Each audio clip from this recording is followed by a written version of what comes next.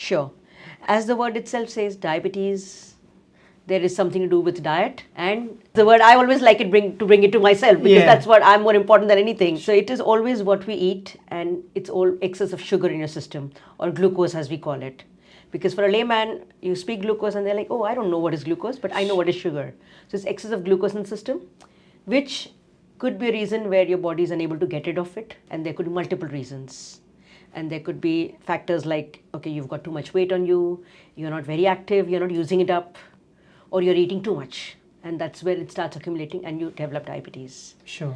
And there is what we call as basic type 2 diabetes, which is mostly common. And it is something which is a part of your system if you don't look after your system. So it's like one of those, I always like to use the car as an example.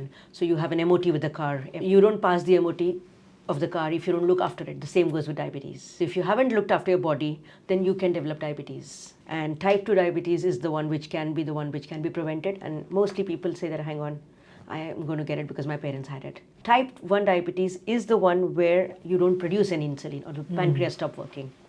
And pancreas, I'm sure you would have heard, or maybe Yes. it's one of the organs in our body Sure. which produces insulin. And insulin is like the key Yeah. which unlocks the glucose.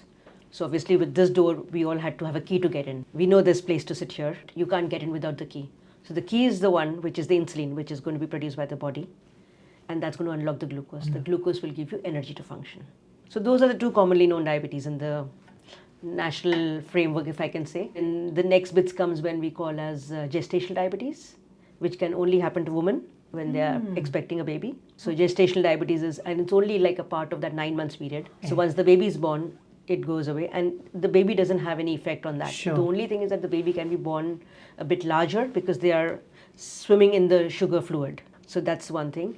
And then the fourth one, which we've recently heard, or we've heard more of it, called as prediabetes.